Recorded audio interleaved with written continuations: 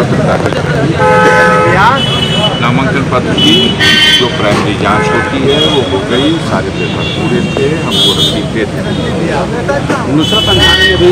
नुसरत अंसारी मेरी बेटी ने भी समाजवादी पार्टी के कैंडिडेट के सब्स्टिट्यूट कैंडिडेट की हैसियत से नामांकन दाखिल किया है।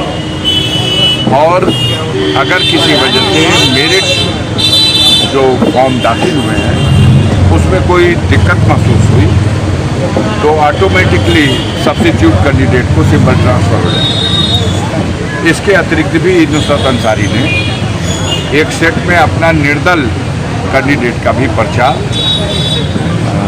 10 नए प्रस्तावकों की ओर से दाखिल हुआ है और उसका वेरिफिकेशन भी हुआ। अब आप पूछिए और क्या पूछना। सांसद जी, आज सुनवाई भी थी और ऐसे में अगली डेट तो क्या लगता है? सुनवाई हो गई और मुझे मेरे वकीलों ने बताया कि हम लोग अपनी बहस कर चुके हैं। सरकार के पक्ष को बहस करनी थी और कोर्ट ने इसमें 20 तारीख लगा दी है उनको बहस के लिए। सर, अगर हम बात करें तो अगर पूर्वांचल के पूरे सीट की बात की जाए, गाजीपुर समेत तमाम, तो क्या आप देखते हैं सर? आपने आज नामांकन किया और गाजीपुर में भाई एक पूर्वांचल की बात नहीं है, पूरे देश के पैमाने पर मोदी की सरकार पूरी तरह से ध्वस्त होती जा रही है। आज चौथे राउंड का चुनाव हो रहा। उत्तर प्रदेश की 13 सीटों जो पिछली 19 के चुनाव में 13 की 13 सीटें भारतीय जनता पार्टी ने जीत ली थी। इस बार उनका बुरा हाल है। उन्नाव की सीट पर भारतीय जनता पार्टी बुरी तरह हार रही है। सीतापुर की सीट पर, लखीमपुर खीरी की सीट पर, इटावा की सीट पर, कन्नौज की सीट पर लाखों वोट से समाजवादी पार्टी के कैंडिडेट जीत रहे हैं और अभी शाम तक वोट पड़ना है। तो हवा तो निकल गई। जो 13 में 13 थी, 13 में आधी सीट भी मिलना मुश्किल है। तो अब ये तो निश्चित हो चुका है कि केंद्र से मोदी सरकार का पतन निश्चित है और केंद्र में अब इंडिया गठबंधन के नेतृत्व में सरकार बननी है।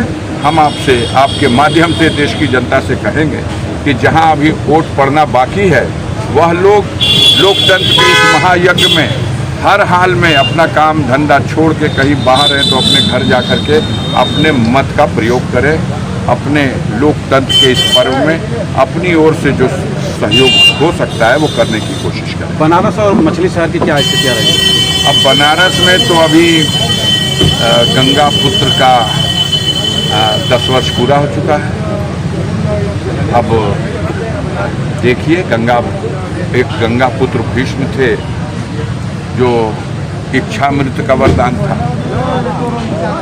मोदी जी को चूँकि अंतिम चरण में चुनाव है और जिस तरह से तेजी से हालत खराब होती जा रही है, तो जब कोई बुलंदी से गिरने लगता है तो थोड़ी देर तक गिरने की रफ्तार उसकी सामान्य जैसी होती है। जैसे जैसे नीचे गिरता जाता है गिरने की रफ्तार बढ़ती जाती है। क्या लगता है आने वाले? ये गुरुत्वाकर्षण का ये प्रकृति का सिस्टम है। तो वो जैसे जैसे नीचे आ रहे हैं तेजी से गिरते जा रहे हैं और बनारस और गाजीपुर में चुनाव अंतिम चरण में होना है। अब आप समझ लीजिए क्या स्थिति है। बनारस भी मोदी हार जाए, ऐसी भी अनहोनी हो सकती है, ऐसा भी चमत्कार हो सकता है। इसके लिए तैयार है।